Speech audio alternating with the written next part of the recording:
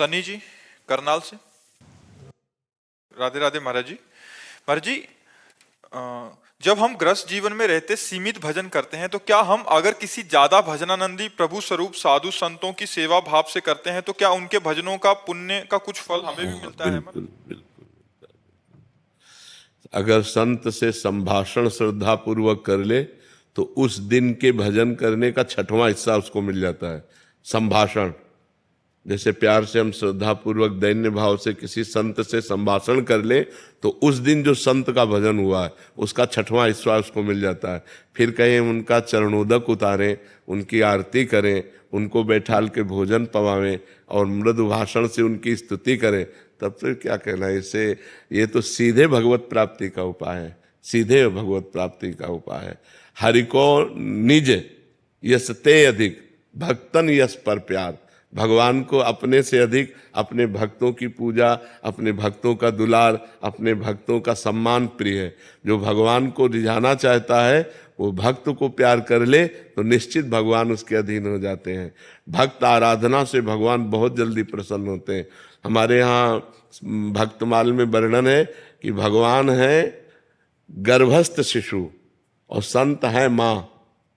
तो जैसे बच्चे को पुष्ट करना हो तो माँ को अच्छा अच्छा पवा दो तो बच्चे को अपने आप पोषण हो जाएगा।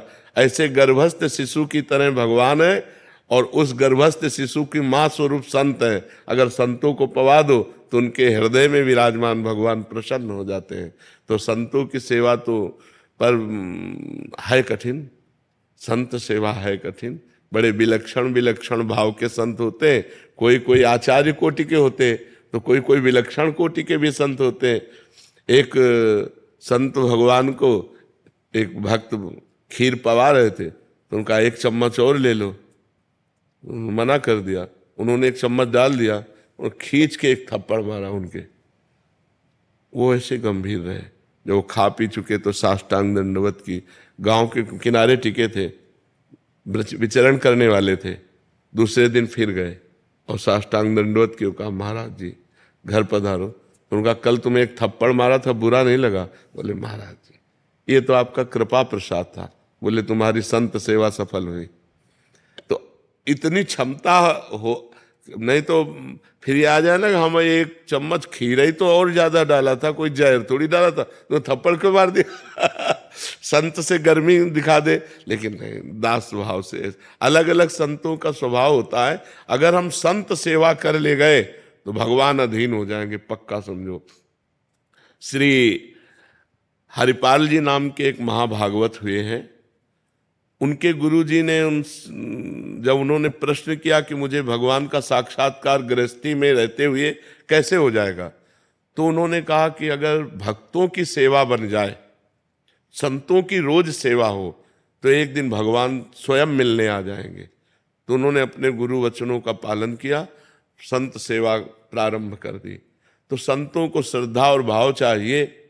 तो अब जहां किसी संत की सेवा होती तो वो संतों से कहता यार कभी उधर जाना तो हरिपाल जी के यहाँ जरूर जाना, बहुत सुंदर संत सेवा करते हैं, बड़े सुंदर भगत हैं वो।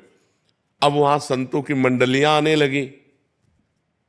अर्थ सीमित था, धीरे धीरे सब संत सेवा में।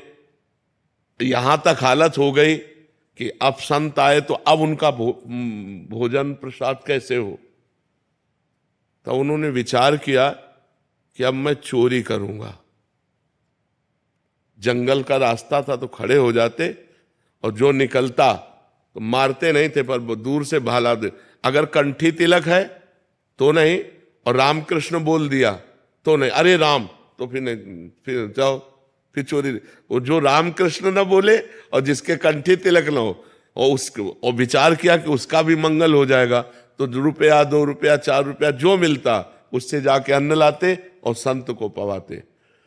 अब ये धीरे धीरे प्रचार प्रसार हो गया कि अगर राम बोल दे, अगर गले में कंठी हो तो इधर चोरी नहीं होगी, नहीं तो चोर सब चुरा लेते हैं। तो अब वो जो निकले उस रास्ते से तो राम ही राम कहते निकले। अब चोरी वाला भी काम खत्म। अब संत वहां, तो एक दिन वो बहुत अंदर से विचार किए कि क्या करूं।